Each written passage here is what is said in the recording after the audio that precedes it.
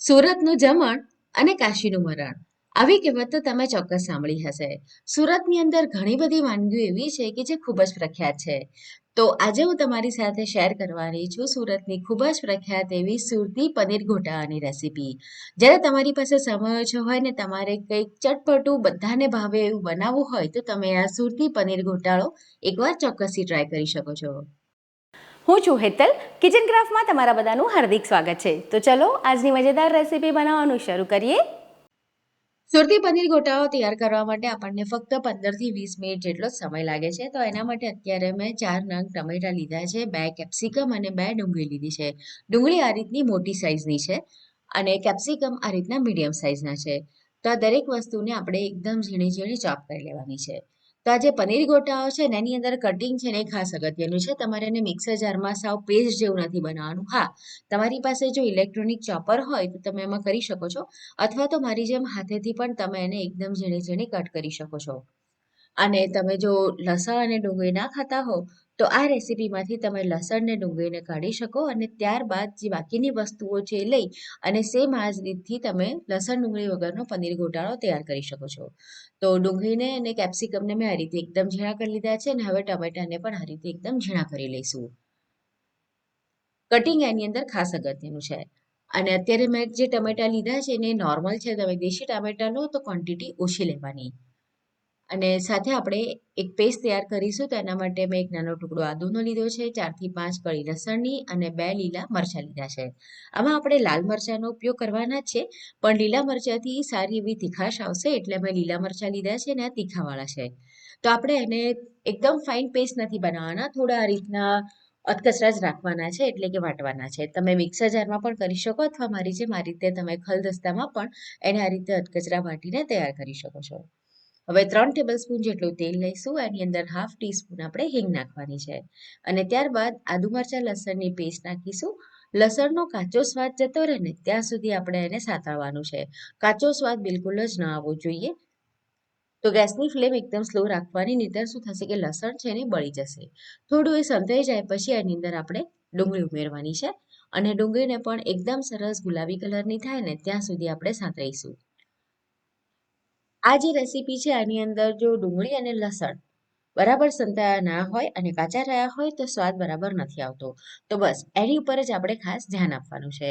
તો ડુંગળી અત્યારે એકદમ સરસ ગુલાબી કલરની થઈ ગઈ છે અને તમે જોઈ શકશો કે એકદમ સરસ સંતળાઈ છે, એટલે ક્વોન્ટિટી પણ તમને પહેલા કરતાં ઓછી લાગશે. હવે ટમેટા એડ કરી દઈશું અહીંયા. તમે જો દેશી ટામેટા લો ને તેમાં ખટાશ વધારે હોય છે, એટલે બને ને ત્યાં સુધી આ રીતના જે હાઇબ્રિડ ટામેટા આવે છે ને આપણે એનો ઉપયોગ કરીશું.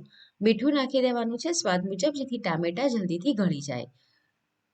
તો 2 થી 4 મિનિટ આપણે રહેવા દેવાનું છે એટલે ટામેટા આ રીતના ગળી જશે. ત્યાર પછી એની અંદર સૌથી છેલ્લે આપણે કેપ્સિકમ એડ કરવાના છે.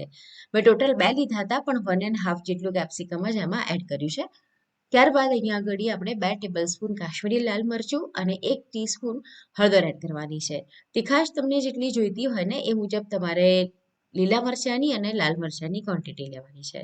અને આપણે આ પાઉની સાથે સર્વ કરવાના છે, તો તમે જેટલું રેગ્યુલર તીખું ખાતા હોય એના કરતાં થોડું સ્પાઇસી બનાવવું. થોડું સંતળાઈ ગયા બાદ મેં એની અંદર 1 ટીસ્પૂન પાવભાજીનો મસાલો એડ કર્યો છે. એને પણ આપણે સાંતળી લેવાનો છે. લાલ મરચું ને હળદર બરાબર સંધાઈ જાય ને પછી છેલ્લે આ નાખવાનો છે, એટલે એકદમ જ સરસ મસાલાની સુગંધ આવશે. હવે અત્યારે ડુંગળીને ટામેટા સરસ રીતે ચડી તો ગયા છે, પણ એનું જે ટેક્સચર છે ને એ એકદમ સરસ બાઇન્ડ થયેલું હોવું જોઈએ. તો આપણે જેમ ભાજીને મેશ કરીએ છીએ ને એવી જ રીતે મેશરથી એને મેશ કરી લેવાનું છે. એટલે એકદમ સરસ આપણે જ્યારે અંદર પાણી ઉમેર્યું ને તો બાઇન્ડિંગ પણ સરસ આવશે. તમે ક્યારેય આ સુરતી ગોટાળો ટ્રાય કર્યો છે બહાર? જો ખાધો હોય તો કમેન્ટમાં મને ચોક્કસ જણાવજો. તો આ રીતે મેશ કરી લઈએ પછી એની અંદર આપણે બાઇન્ડિંગ માટે 1 નંગ બાફેલો બટાકો એડ કરીશું. હા, બહાર જે સુરતી પનીર ગોટાળો મળે છે ને એની અંદર બાઇન્ડિંગ માટે આ રીતે એક બટાકો એડ કરવામાં આવે છે, જેનાથી ખૂબ જ સરસ બાઇન્ડિંગ આવે છે. નહીંતર શું થશે, તમે જો બટાકો નહીં નાખો અને પાણી એડ કરશો ને તો પછી જ્યારે તમારો ગોટાળો તૈયાર થશે ને તો તમે સર્વ કરશો ને તો એક સાઈડ થોડું પાણી આમ ગ્રેવીમાંથી નીકળશે. તો એવું ના થાય એટલા માટે અહીંયા આગળ બાઇન્ડિંગ માટે એક બટાકો એડ કરવામાં આવતો હોય છે. એને પણ આપણે મેશરથી મેશ કરી લેવાનો છે અને બરાબર રીતે મિક્સ કરી લેવાનું છે. ઘણી જગ્યાએ એની અંદર છે ને થોડું કોર્નફ્લોર વાળું પાણી પણ એડ કરવામાં આવતું હોય છે બાઇન્ડિંગ માટે. હવે પાણી આપણે જે એની અંદર એડ કરવાનું છે ને એ ગરમ એડ કરીશું. જ્યારે પણ તમે આ રીતે વચ્ચેથી પાણી એડ કરો, કોઈ પણ શાક બનાવતા હોય, કોઈ ગ્રેવી બનાવતા હો, તો પાણી વચ્ચેથી એડ કરો એટલે કે અડધું બની ગયા પછી એડ કરવાનું હોય ને તો હંમેશા ગરમ પાણી એડ કરવાનું. ઠંડુ પાણી એડ કરશો ને તો આપણું જે ટેમ્પરેચર છે ડાઉન થઈ જશે, આપણી ગ્રેવીનો કલર છે એ પણ બરાબર નહીં આવે. તો હંમેશા એની અંદર ગરમ પાણી એડ કરવું. તો મેં અહીંયા 1 કપ ભરીને ગરમ પાણી એડ કરી દીધું છે. અને આ સ્ટેજ ઉપર તમે અહીંયા આગળ મસાલો ચાખી શકો. તમને જો કોઈ વસ્તુ ઓછી લાગતી હોય તો તમે એને અત્યારે એડજસ્ટ પણ કરી શકો છો. બરાબર મિક્સ કરવાનું અને સ્લો ફ્લેમ પર આપણે એને રહેવા દેવાનું છે. એટલે બટાકા, ટામેટા, ડુંગળી બધું જ એકસાથે સરસ રીતે મિક્સ થઈ જાય અને મસાલાનો પણ ખૂબ જ સરસ સ્વાદ આવે. તો ઢાંકણ ઢાંકી અને 5 થી 7 મિનિટ રહેવા દેવાનું. તો જો ઉપર આ રીતે તેલ છૂટું પડેલું દેખાશે. મેં અત્યારે સ્ટ્રીટ સ્ટાઇલ બનાવ્યું છે તો તેલની ક્વોન્ટિટી થોડી વધારે લીધી હતી. તમે ઓછી પણ લઈ શકો છો. અત્યારે એકદમ સરસ ઉકળો આવી ગયો છે. તો હવે એની અંદર આપણે પનીર એડ કરીશું. તો મેં અત્યારે આ ઘરે બનાવેલું પનીર લીધું છે અને એકદમ જ એ સોફ્ટ છે. તો જો તમે તૈયાર પનીર લાવો જે બહાર માર્કેટમાં મળે છે તો તમારે એને છીણીને ઉપયોગમાં લેવાનું. પણ આ ઘરનું તાજું પનીર છે તો એકદમ જ સોફ્ટ છે તો હાથેથી જ આ રીતે મેશ થઈ જાય છે. તો એને છીણવાની મને જરૂર નથી. અને વજનમાં મેં લગભગ અત્યારે 300 થી 350 ગ્રામ જેટલું પનીર લીધું છે. અને આટલી ક્વોન્ટિટીમાંથી લગભગ 3 થી 4 વ્યક્તિ માટે તમે આ પનીર ગોટાળો બનાવીને તૈયાર કરી શકો છો. બાકીનું પનીર મેં રહેવા દીધું છે. હવે મિક્સ કરવાનું છે એને. અહીંયા આગળ આપણે ચીઝ પણ એડ કરવાના છે પણ ચીઝની ક્વોન્ટિટી મેં અત્યારે બહુ વધારે નથી લીધી. બહાર તમે જો આ પનીર ગોટાળો ખાધો હો તો એની અંદર ચીઝ પનીર ગોટાળો મળે છે. તેમાં સારી એવી પ્રમાણમાં ચીઝ એડ કરવામાં આવે છે પણ મેં અત્યારે બહુ વધારે પ્રમાણમાં ચીઝ એની અંદર એડ નથી કર્યું. તો આપણે ફક્ત એક નાનો ક્યુબ જેટલું ચીઝ એમાં એડ કરીશું. તો ચીઝ કેટલું એડ કરવું એ તમારી ચોઈસ છે કે તમને વધારે ગમતું તો તમે વધારે પણ એની અંદર એડ કરી શકો છો. અને ચીઝ આ રીતે સૌથી છેલ્લે જ ખમણવામાં આવે છે.